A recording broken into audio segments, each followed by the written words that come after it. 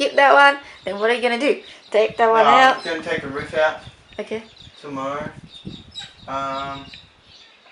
And then get rid of all the old insulation because it's no good.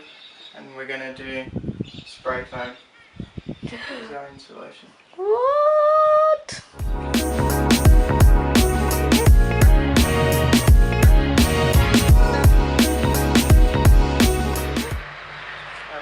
Even just up here, you get rid of this top part.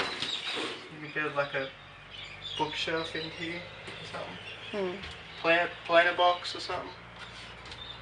And then you got this overhead storage.